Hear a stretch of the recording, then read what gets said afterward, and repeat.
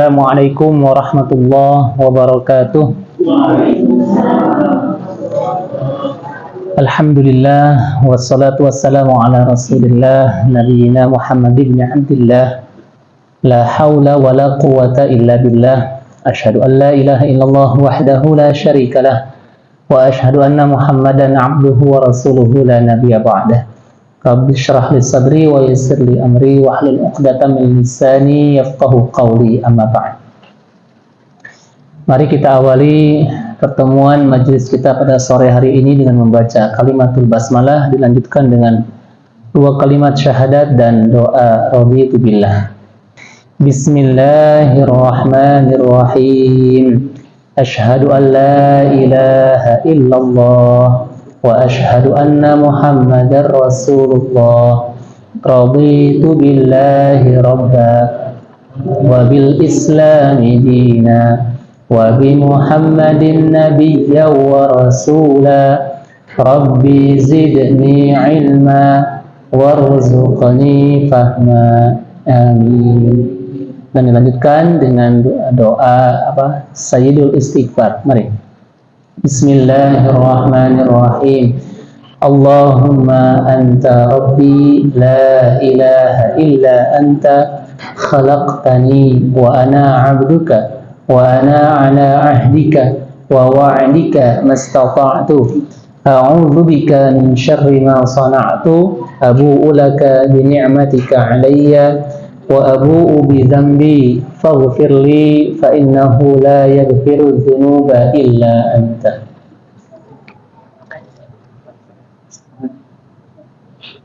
Ada yang kurang? Gimana, kurang keras? Cek tes. Oh, belum.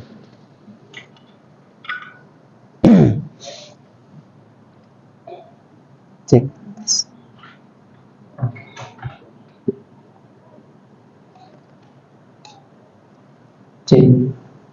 Oh.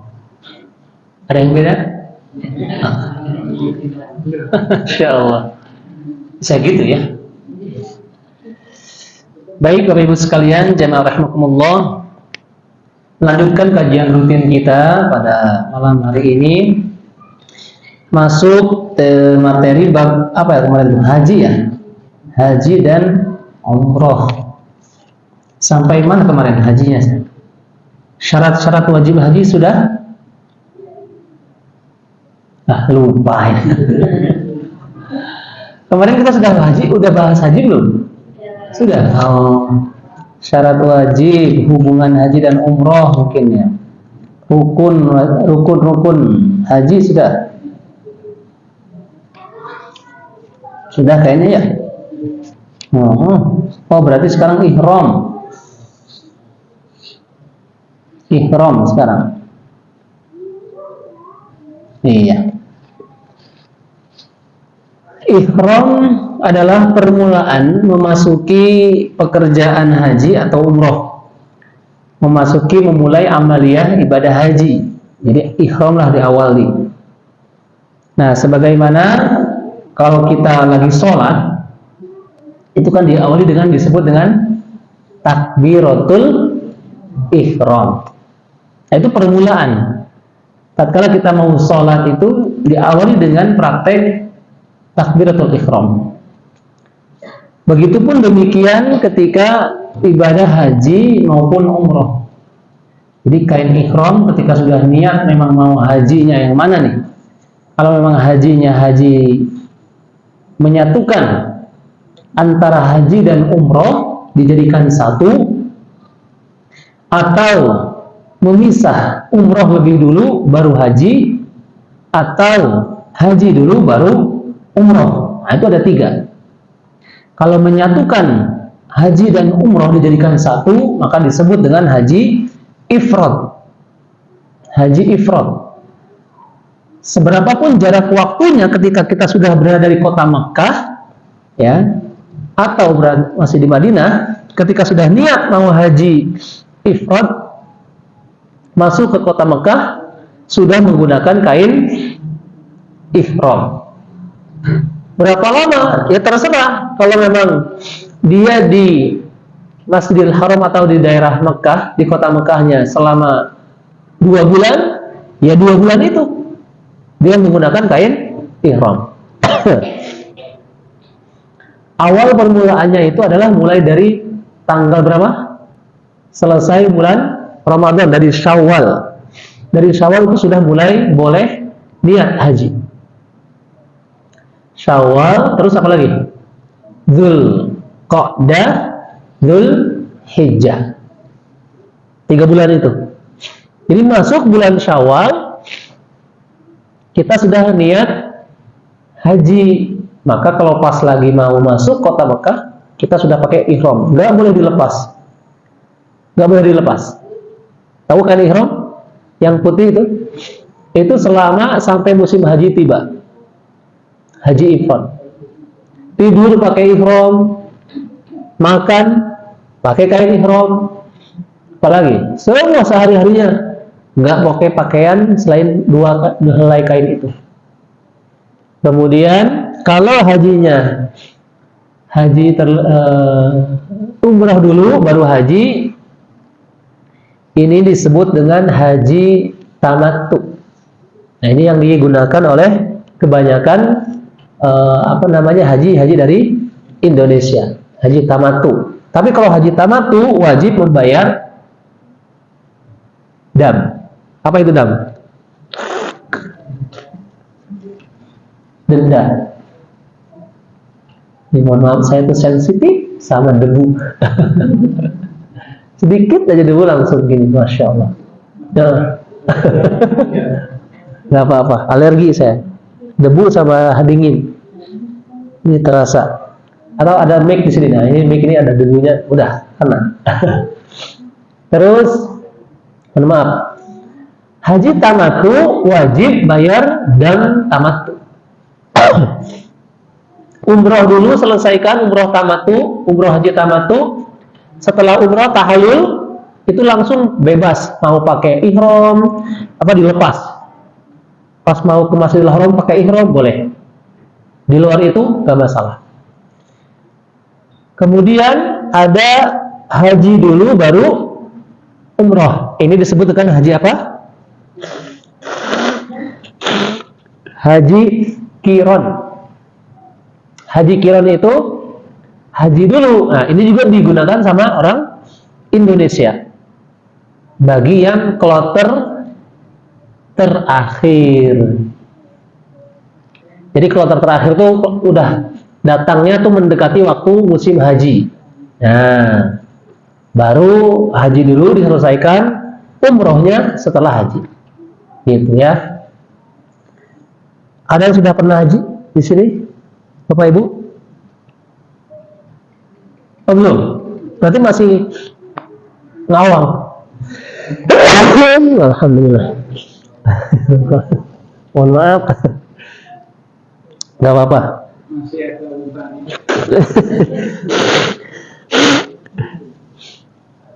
Enggak apa-apa ini. Karena debu. Debunya Masya Allah. Terasa ini. Di sini nih. Daerah sini. Gak apa-apa. Sampai tadi. Sampai unta. Sampai mana ya? Haji qiran. Haji qiran, hajinya dulu baru umroh. Setelah rangkaian haji selesai hanya 4 hari atau 5 hari gitu ya. Kalau ngambil nafar awal 4 hari, nafar sani 5 hari. Selesai haji istirahat dulu gitu ya. Baru umroh. Nah, kayak gitu ya. Namun ketika kita sudah ihram, itu berlaku segala apa yang diharamkan ketika sudah mulai menggunakan kain ihram. Apa saja? Kalau di sini disebut ihram itu wajib digunakan ketika di batas atau di perbatasan tempat dan waktu yang disebut mikot. Tempat kita mikot itu ada yang sudah ditentukan. Yang paling dekat itu Masjid Aisyah di Tan'im. Nah, itu ada Masjid Aisyah, tempat mikot. Atau di Zulhulaifah. Yang paling jauh tempat mikot itu di mana? Bir Ali. Itu daerah Madinah, Madinah. Jadi mikot itu gini, Bu. Pak, kita tuh mulai mau haji, misalkan Masjidil Haram itu di mana? Misalkan kalau kita analogi, di sini di mana? Masjid apa kira-kira? Syuhada ya? Tahu Syuhada? Kota Baru. Masjidil Haram itu di sana. Kita harus ngambil mikot di masjid-masjid yang ditentukan. Contoh masjid kita ini Firdaus Al-A'la, kita menggunakan kain ihram di sini, atau dari rumah sudah pakai kain ihram, sholat 2 rakaat, niat, baru berangkat ke Syuhada. Kayak gitu. Nanti di Syuhada tawaf, nah Ka'bah misalkan, tawaf. Terus sa'i tahallul. Udah kayak gitu. Itu ihram, apa namanya? Pas pelaksanaan umrah. Kalau haji mulai dari awal kita sudah niat menggunakan ihram, diawali dengan wukuf di Arafah, di padang Arafah. Misalkan padang Arafah di sini di mana? Lapangan apa kira-kira? Lapangan apa ya? Yang terkenal di sini apa lapangan? Hah? Oh, enggak ada. Oh. Ya. Ya boleh lah. Maguwo. Iya. Ke Maguwo, Harjo. Itu Arafah. Kita tuh ke sana dulu. Masjidil Haram di Syuhada. Itu nanti dari Maguwo, lapangan Maguwo itu ke Muzdalifah. Mau jalan kaki, naik onta, naik bis, boleh. Terus Muzdalifah tuh misalkan di mana ya? Lurus di Janti. Nah, dari Maguwo, lapangan Maguwo ke Janti. Itu jalan kaki atau naik bis silahkan. Muzdalifah sampai dari Muzdalifah ke Mina atau di Jamarat. Jamarat itu letaknya di mana? Misalkan di JSC. JSC kita. Dari JSC, dari Mina tempat Jamarat selesai, baru ke rutenya ke Masjidil Haram, ke Syuhada. Nah, kayak gitu. Kita tuh jalan. Jadi haji itu ibadah yang membutuhkan fisik. Makanya mumpung masih muda. Halo? Ini masih muda nggak ini? Serasa.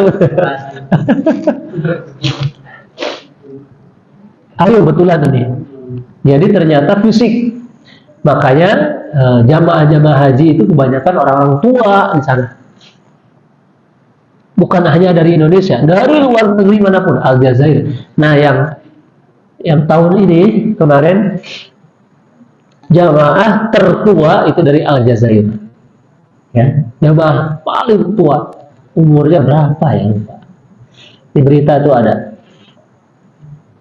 Itu mereka menggunakan kursi roda. Biasa didampingi karena memang fisik yang dibutuhkan fisik. Ibadah haji itu fisik. Setelah ihram, mikot di perbatasan. Nah, batas-batas mikot ada disebut dengan batas waktu yang disebut mikot zamani. Mikot zamani, batas waktu. Yang kedua, mikot batas tempat disebut mikot makani. Zamani dan makani. Mikot zamani batas waktunya yaitu mulai bulan Syawal hajinya. Mulai bulan Syawal sampai tanggal 10 Zulhijjah. Ini kalau menjalankan ihram haji di luar bulan-bulan tersebut. Kemudian bagi yang ihram buat umroh bukan haji, ini batas waktunya adalah hanya 1 tahun sekali, ya, secara waktu. Jadi nggak bisa haji di bulan-bulan yang lain. Nah, saya mau haji kapan? Besok terserah saya. Nggak bisa. Makanya Armuzna, apa itu Armuzna? Arafah, Muzdalifah, dan Mina. 3 tempat ini hanya ramai ketika pas haji saja. Tapi kalau di luar itu sepi. Masih mending itu Arafah. Nah, Arafah masih mending karena biasanya kalau Padang Arafah tuh ada yang jalan-jalan tapak tilas atau tur bagi yang umroh. Nah, yang umroh tuh biasanya sekalian jalan-jalan ke Padang Arafah. Padang yang sangat luas gitu ya. Nanti mereka tuh biasanya pada naik ke Bukit Jabal Rahmah. Naik gitu, lihat-lihat ada tubuh. Oh, di sini orang-orang pada wukuf. Itu hanya ramai ketika pas bulan haji saja. Tempat itu. Selain itu sepi. Masjid, di situ ada masjid namanya Masjid Namirah. Pun demikian, sepi, gelap gulita kalau nggak ada ini. Hanya dibuka ketika pas musim haji. Muzdalifah sama. Di Muzdalifah ada masjid namanya Masy'aril Haram. Sama, Muzdalifah itu suatu tempat luas. Ya, ada jalan raya, kayak gitu ada. Cuma sepi kalau pas lagi hari-hari selain haji. Jarang ataupun nggak ada kendaraan yang lewat tempat tersebut. Mina, sama Mina itu banyak ada tenda-tenda, hotel di situ. Terus apa lagi? Masjid namanya Masjid apa? Al-Khaif, Masjid Al-Khaif. Nah, di situ nanti ada dekat Masjid Al-Khaif. Al-Khaif itu dekat tempat lempar jumroh. Nah, maka suasana di 3 tempat itu hanya ramai ketika setahun sekali musim haji. Yang kedua, mikot makani atau batas ihram ya dari tempat. Ini tergantung ya, ada orang-orang yang pengen berihram. Jadi tempatnya. Nah, bagi orang yang tempat tinggalnya di tanah haram di Mekah, itu mikotnya adalah di tanah, harus keluar dulu ke tanah halal. Maksudnya apa? Keluar kota Mekah. Jadi contoh saya orang Mekah nih, sekarang saya udah tinggal di Mekah, dia udah tinggal di sana, gitu. Saya mau umroh, nah itu harus keluar dulu ke Jeddah, ke Taif.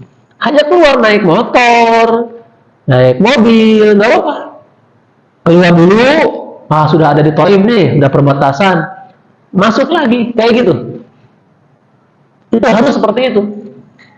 Ibu mau, misalkan bahasanya gini aja, singkatnya, daripada bingung ya, mau sholat Jumat, bapak-bapak. Syarat sholat Jumat itu harus keluar dulu dari Condong Catur, misalkan. Nah, ibu, bapak, terutama harus keluar dari Condong Catur dulu. Kemana kira-kira yang dekat ini? Ngagli. Perbatasan Condong Catur apa? Mino, ke Mino Martani. Ke Mino Martani dulu, habis dari Mino masuk Condong Catur lagi. Kayak gitu, cuman gitu aja. Ya. Dan itu nggak boleh dianggap sepele. Kita harus jujur gitu, nggak boleh nggak ada yang tahu. Cuman mau keluar dari cuman belok muter, nggak bisa. Gitu ya. Bagi orang-orang yang sudah di tanah haram harus keluar ke tanah halal.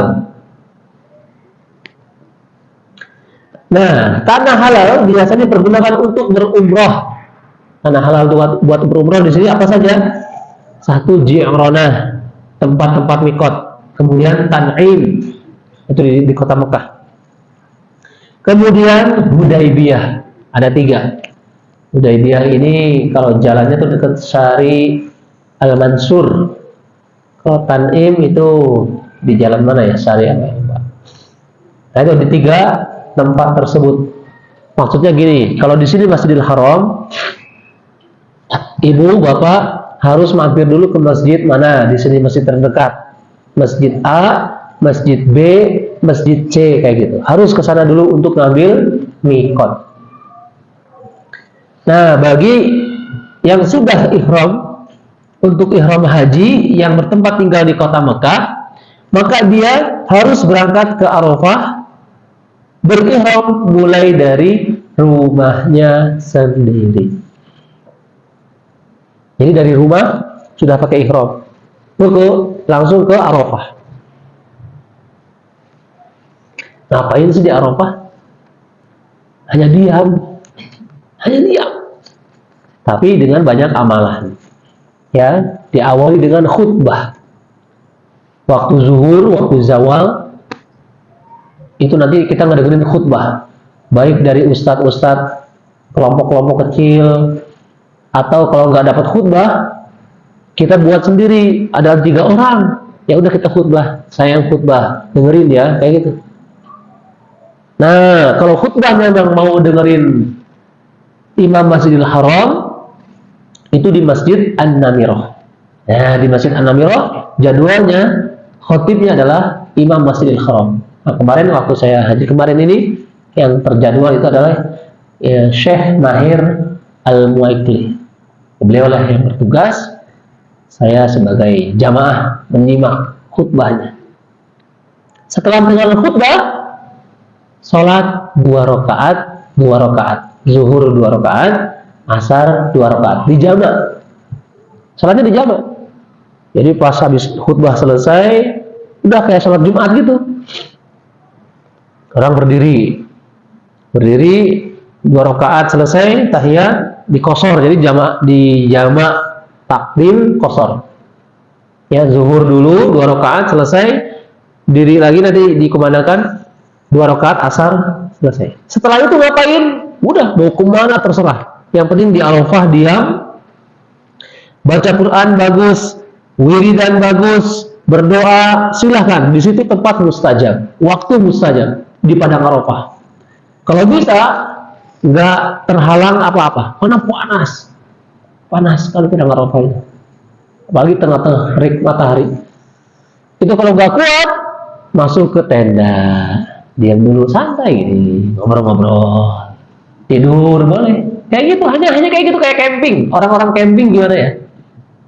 Nanti udah siap, keluar, berdoa lagi, ya Allah, tadwid ya Allah. Contoh kan ada orang tuh yang berdoa di depan Ka'bah, fulus. Ya Allah. Iya, macam-macam orang nanti melihat. Bapak Ibu kalau udah di sana tuh kalau ngalamin, ya Allah, beragam orang manusia.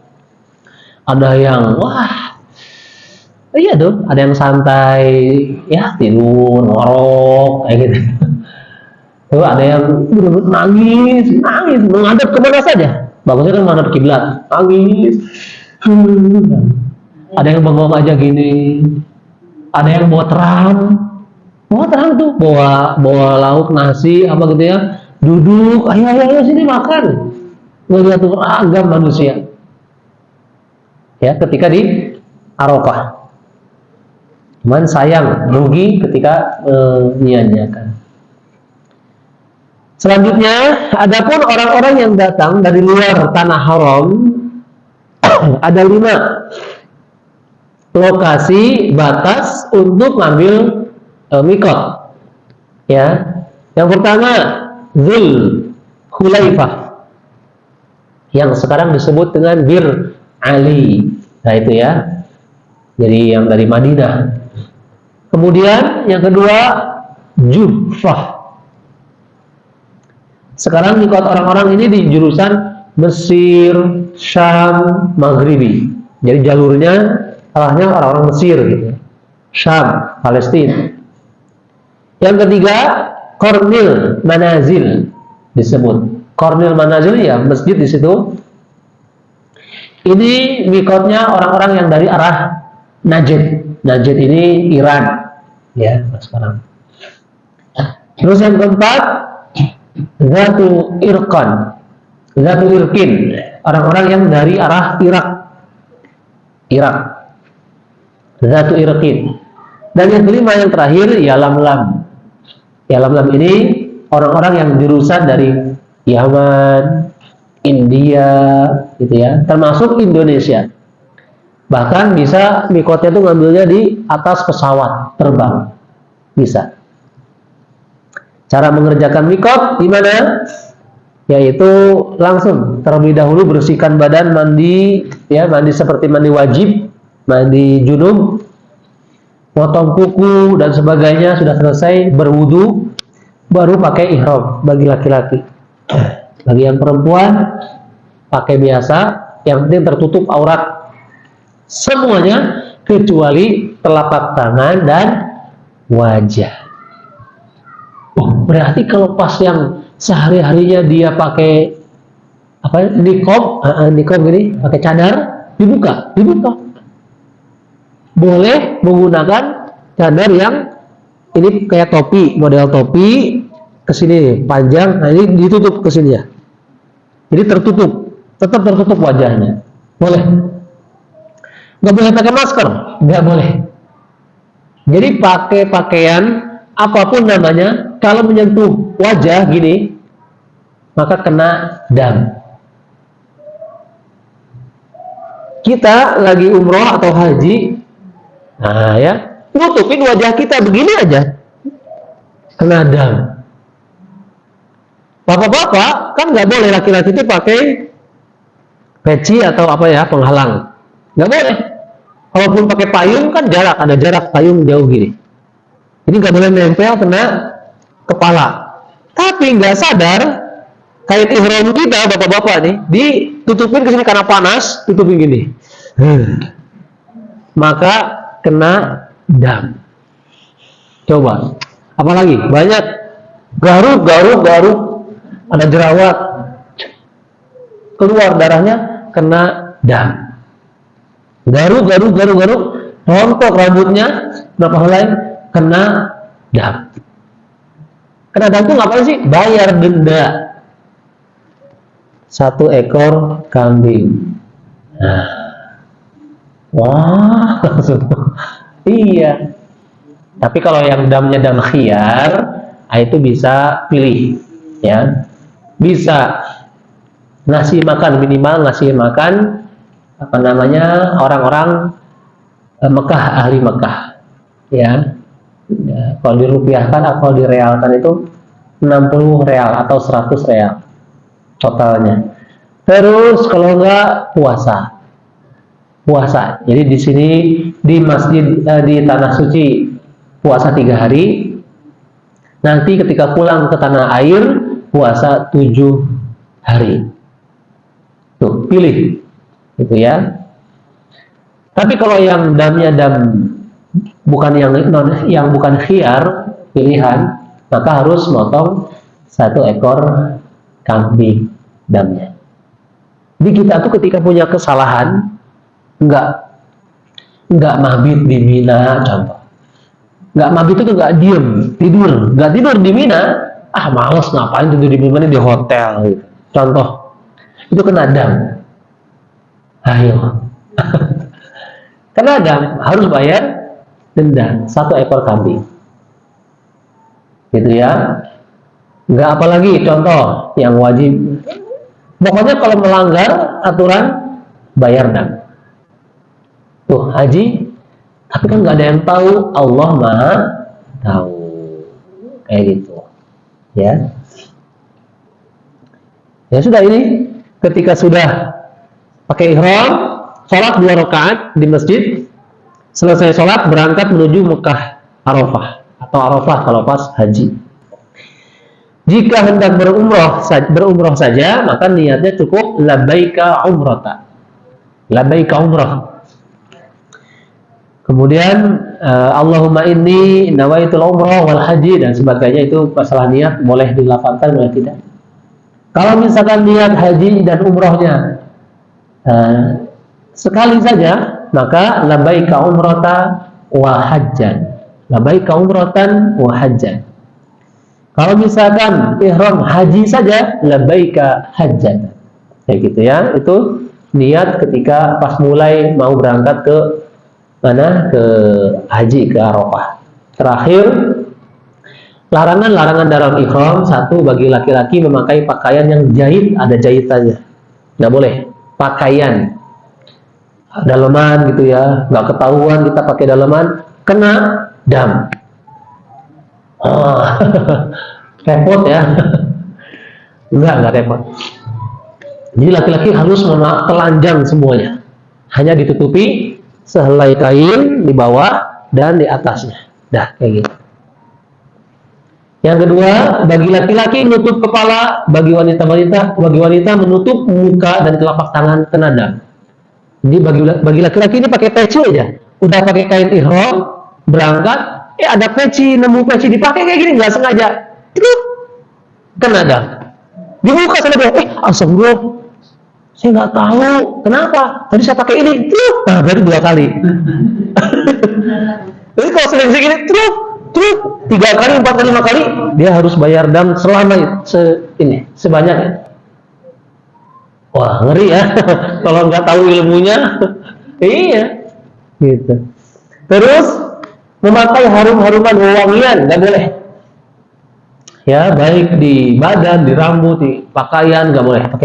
Jadi kalau udah pakai kain ihram, udah niat berangkat, ada penjual minyak wangi, ayo, 2 real misalkan ya. Wangi sama, wah wangi ya, siap. Kena dam. 1 ekor kambing. Ya Allah, habislah uang awal.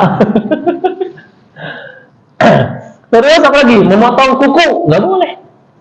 Udah pakai kain ihram, niat haji, umroh, nggak sengaja, gini.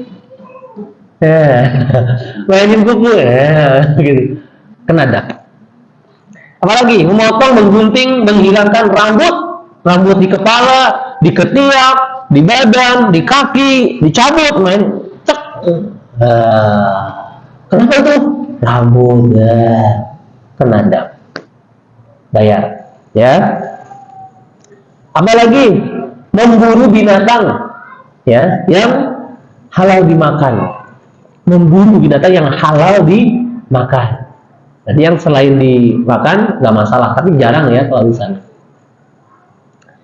Makanya merpati bebas di sana, burung-burung merpati itu banyak di sana, karena nggak boleh diburu. Bahkan di sana itu merpati di rumah-rumah itu singgah. Di rumah-rumah warga itu biasa, di hotel-hotel itu pada singgah merpati, pada bikin sarang. Nah, ketentuannya nggak boleh kita buru itu. Terus menebang pohon di tanah haram, nggak boleh.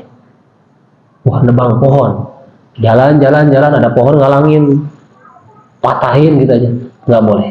Masya Allah ya. Apalagi menikah atau menikahkan anak. Jadi menikah ketika pas lagi haji nggak boleh, ya, batal hajinya, atau bukan batal, apa namanya, kena dam tadi. Dan bersentuhan dengan syahwat suami istri, ya, suami istri bersentuhan, tapi ada muncul syahwat gitu, nggak boleh. Apalagi yang bukan suami istri. Itu ujiannya berat ketika pas lagi tawaf. Itu kan desek-desekan. Waduh. Kadang-kadang sentuhan. Kadang-kadang mau lagi jalan, di depan lawan jenis. Ya gitu. Bukan hanya di depan, di keliling lawan jenis misalkan. Gitu. Karena terpisah dengan rombongannya. Itu banyak sering seperti itu. Nah, Allah Maha tahu. Ya, kalau pas sentuhan ada syahwat, maka kena dam. Kalau hanya kesentuhan aja, misalkan pas lagi tawaf, lagi sibuk berdoa gitu, kesentuhan sama bidadari ya, biasa aja. Nah, nggak ada syahwatnya gitu ya. Tapi kalau pas lagi muncul, cantik juga nih, malah kenalan lagi. Itu sering terjadi sentuhan di antara lawan jenis ketika pas lagi tawaf di depan Ka'bah. Kemudian yang terakhir, bersetubuh, ya. Ketika sudah niat umroh, haji, walaupun di hotel nggak ada yang tahu, ibu bapak, suami istri kebetulan satu ruangan. Nah, maka nggak boleh. Itulah kenapa ketika jamaah haji walaupun barengan satu kloter sama istri, tapi hotelnya, kamarnya berpisah kayak gitu. Karena resiko nanti. Ya, resiko kalau pas lagi sudah niat. Tapi kalau pas di luar itu boleh, halal, sah. Pas bukan haji nih, waktu-waktu haji itu mau ini boleh, silahkan, sah. Nah itu daripada ihram ya, tentang ihram itu yang diharamkan. Kita kalau sudah ihram pakai kain ihram, maka berlakulah semua larangan haji maupun umroh kalau pas lagi haji gitu. Coba ada pertanyaan atau masih ngambang? Mikir-mikir gimana ya cara berangkatnya? Ada yang ditanyakan kira-kira Bapak Ibu? Silahkan sebelum diakhiri. Siapa? Ada? Atau di luar tema lah, haji umroh. Sesuai tema bagus. Monggo, Bapak, mungkin dengan mau nanya. Iya, silakan. Bayarnya kemana? Oh iya betul. Sendiri. Ya. Kalau bisa dilipat pulang atau bisa. Oh iya, sip betul. Ini bagus kan, lupa tadi jangan. Bayar dam itu gimana?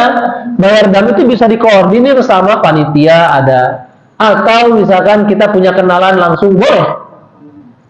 Saya punya keluarga, saudara yang tinggal di Mekah. Nah kita bayar dam ke dia. Saya mau bayar dam, mau nyembelih kambing. Oh, alhamdulillah ya, mau diterima. Pasti diterima. Karena bayar dam itu kita ngasih makan orang-orang yang tinggal di Mekah. Bayar dam itu. Bisa lewat panitia haji, misalkan pemerintah kan. Udah dikelola kalau pemerintah, kita kalau ikut udah dikelola gitu. Ya, kita tenang. Yang jadi pertanyaan apa lagi? Berarti kalau kamu itu berarti atas kita kesadaran kita. Iya. Berarti kita punya salah kita harus bayar. Nah. Yang betul kepada polisinya. Oh enggak. Enggak betul. Jadi sesuai kesadaran kita. Kita nggak sengaja ngopre apa ini namanya? Ini nih. Di mulut, di bibir. Gini aja, nggak sengaja. Kena dam itu bayar. Kayak gitu ya. Kumis, pelintir, jatuh. Kena dam. Kesadaran kita nggak ada yang lihat nih. Kesadaran kita. Kita bayar, kita tunaikan. Kalau ada orang Mekah di situ, teman kita atau mutawifnya, nah mutawif, dia orang Mekah misalkan, kita bayar sama dia. Tapi buat dia dong. Iya buat dia. Buat orang Mekah. Kayak gitu. Begitu? Ada lagi? Tentang dam atau apa nih?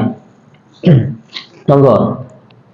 Biasanya yang dari Indonesia itu kalau yang 30 itu kan Mekahnya agak lama. Iya. Terus dia umroh beberapa kali. Itu kira-kira kan banyak waktunya. Oh iya. Betul, boleh, sah, tidak salah. Jadi kalau pas kita kloter pertama, contoh ya berangkatnya lebih duluan. Di Madinah dulu, misalkan ngambil arba'in, gitu ya.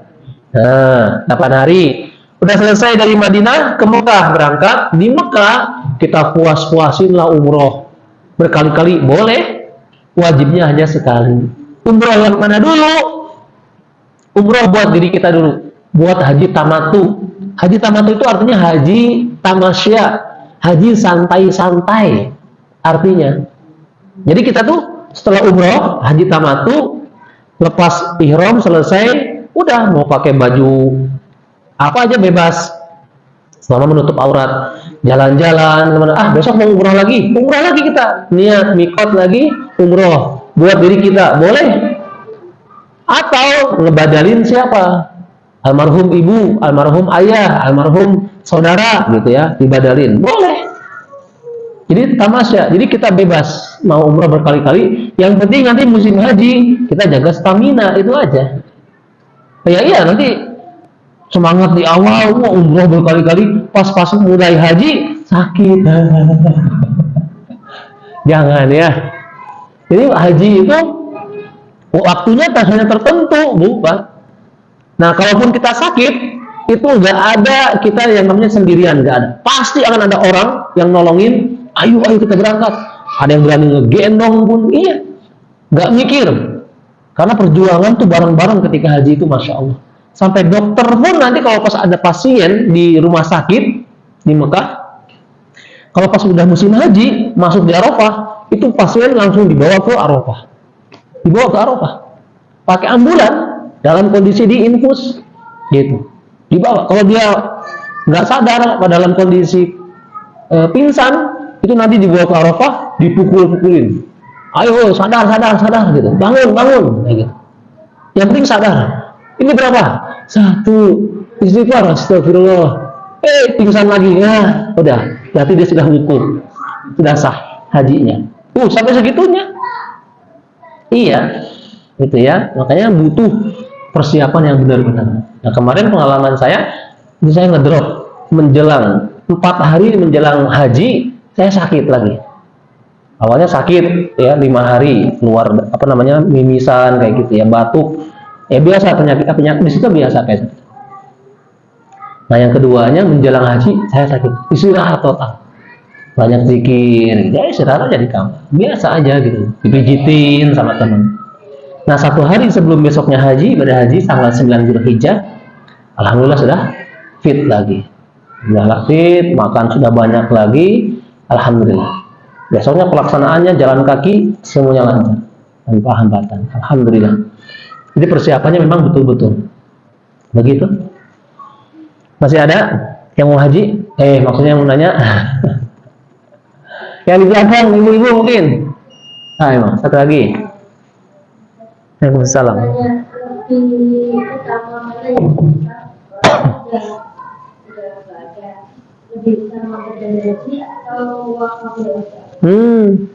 Tergantung. Beliau sempat ngasih wasiat tidak? Nah, tidak. Terus kita sebagai ahli warisnya gitu ya, berinisiatif untuk memberikan kiriman pahala buat dia, gitu ya. Tergantung. Kalau ibu yakin dengan cukup wakaf saja, maka wakaf. Kayak gitu. Saya mau haji membadalkan almarhum, maka berangkat haji kita. Boleh, sah. Tapi yang benar-benar ibu tahu kredibilitasnya, orang tersebut benar-benar membadalkan hajinya. Karena banyak yang pura-pura, banyak yang membisniskan. Hati-hati. Dia berangkat haji, niatnya nggak tahu kita buat siapa dia. Jadi buat hajinya buat dirinya mungkin, atau dia membadalkan juga yang lain. Kita minta tolong badalkan haji orang tua saya. Bisa, berapa biayanya? 30 juta, kayak gitu. Kan nggak murah. Paling murah badal haji itu 15 kalau nggak salah. 15 juta. Nah, dia hajinya niatnya buat siapa? Nah, dia pas pikolan, alhamdulillah ini ibu saya lagi di Arafah, ini haji buat almarhum, gitu. Ke yang lain juga, na'udzubillah min dzalik. Maka kita telah dibohongin. Dan itu ada, seperti itu ada. Makanya kalau yang membadal haji, kita tahu misalkan orangnya, kredibilitasnya, kita berangkatkan dari sini. Nah, biayanya memang mahal. Karena kan harus biaya furoda 300 juta misalkan. Kita berangkatkan. Ada yang seperti itu. Cuman yang membisniskan itu yang biasanya travel atau yang mereka sudah ada di sana. Nah, itu tuh kita nggak tahu. Ini sudah di sana, mereka mungkin di sana mau badal haji, monggo silakan. Harganya lebih murah. Biasanya 15 biasanya. Gitu. Yang penting yakin aja. Kalau memang mantap, silahkan. Gitu ya, badal haji, minta tolong, gitu. Boleh. Begitu, ibu ya. Silahkan dipilih. Nanti kalau wakaf pun nggak kalah. Ini kok nggak kalah. Ini pahalanya. Yang penting kemantapan. Tapi kalau sudah ada wasiat, tolong ya nak, anak-anaknya. Kalau bapak nggak sempat, umur nggak ada, tolong nanti dibadalkan. Kayak gitu. Ya, atau dia sudah daftar duluan, antriannya lama, meninggal dulu, nah maka nanti dia dibadalkan sama anaknya. Anaknya itu menghajikan untuk orang tuanya, bukan buat dirinya. Begitu. Baik, inilah uraian pada sore hari ini yang kita bahas. Insya Allah pada kesempatan yang akan datang, pembahasan kita yaitu tentang tawaf, ya, tawaf. mengelilingi Ka'bah. Habis tawaf, sa'i, tahallul. Baik, mari kita akhiri pertemuan majelis kita pada sore hari ini dengan membaca kalimatul hamdalah dan doa kifaratul majlis. Alhamdulillahirabbil alamin.